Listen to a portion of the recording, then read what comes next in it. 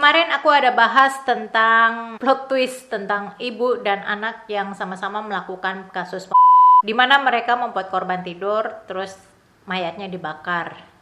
Ibu dan anak gitu loh. Aku sebenarnya mau membahas tentang itu, tentang analisa mereka ini, tetapi kayaknya waktunya kurang banyak karena gue dalam melakukan analisa ya nggak cuma butuh beberapa jam ya, tetapi ya bisa butuh berhari-hari dan setidaknya ya butuh 2 hari untuk menganalisa suatu kasus. Jadi gue mau cerita nih, mau kasus yang lebih ringan lagi. Ini sebenarnya kejadian ini udah bulan lalu ya, bulan Maret lalu ya, tetapi ya gue rasa masih menarik juga untuk diangkat ya. Ini tentang hilangnya seorang gadis cantik tinggal di Garut ya, bernama Camilla Rama. Dia mengaku telah diculik. Kejadiannya waktu dia pulang les dari kotanya di Garut pada hari Minggu sekitar jam 3 tanggal 7 Maret 2021. Jadi Camilla ini sempat kirim pesan ke adiknya yang isi pesannya adalah sebagai berikut. Iba,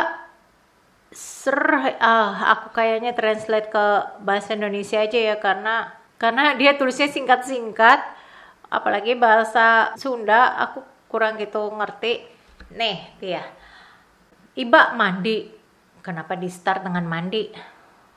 Mandi.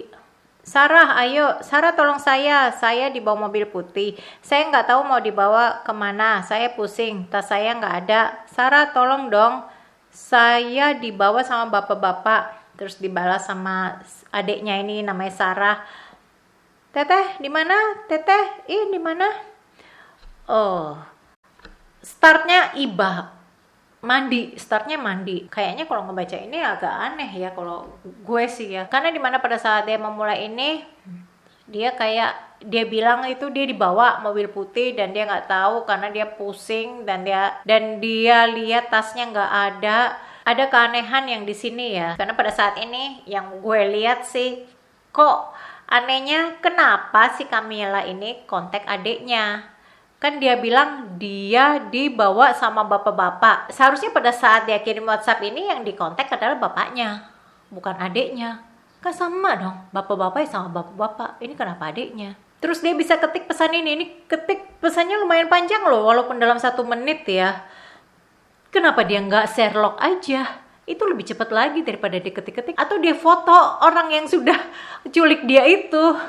Terus kalau emang ternyata dia dibawa masuk ke dalam mobil, ini setidaknya kan HP diambil. Itu kan yang pertama kali dilakukan. Apalagi dia bilang tasnya udah nggak ada. Dia pusing. Tapi kok dia bisa ketak-ketik? Yang pada saat gue ngelihat itu sih janggalnya di sini, anehnya ini. Kenapa dia ngelakuin itu? Kenapa dia nggak kontak bapaknya, orang yang sebagai kepala keluarga yang melindungi keluarga? Dan ternyata kasus ini sebenarnya sudah terselesaikan ya, kira-kira polisi butuh sampai 2-3 minggu dalam mencari jejaknya si Camilla karena mereka bilang kalau Camilla ini sempat ganti-ganti nomor. Dan Camilla Rahma ditemukan pada 23 Maret ya, 2 minggu kemudian sih ya, di Banyuwangi, Jawa Timur. Jadi dia sempat jalan-jalan ke Demak, terus ke Bali, terus akhirnya ke Banyuwangi itu di mana dia ditangkap di situ. Yang bawa adalah pacarnya. Jadilah biasalah namanya problematika remaja ya. Dia curhat ke pacarnya ini, terus pacarnya ngerasa kasihan, ya udah yuk kita jalan aja. Terus ya bingung lah alasan si Camilla apa ya ke ortunya ya supaya dia bisa hangout sama pacarnya ini. Ya udah bilang aja diculik, tapi dia nggak berani ngasih tahu sama bapaknya langsung karena bapaknya langsung pasti akan telepon dia dan dia tidak siap untuk nge-rejectnya. Jadi ya yang aman sih WhatsApp adiknya. Untuk si pacar, dia pun ternyata dikenakan hukuman penjara setidaknya 3 tahun karena bawa kabur anak orang. Nggak fair sih ya, kalau namanya menculik itu artinya kan merenggut semua kehidupan seseorang, bukan cuma kehidupan orang itu, tapi kehidupan orang yang mengenal orang itu yang diculik.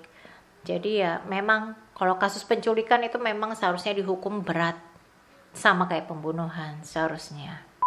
Dan ada lagi kasus lain yang datang dari Probolinggo, Jawa Timur. Ini kasus di mana ada seorang penyanyi dangdut yang inisialnya DAP. Jadi waktu itu ada acara bulan Februari lalu di sini ada seorang pemuda namanya FA. Ini pemuda masih kecil, katanya di bawah umur, ya nggak di bawah-bawah amat sih ya. Udah remaja lah.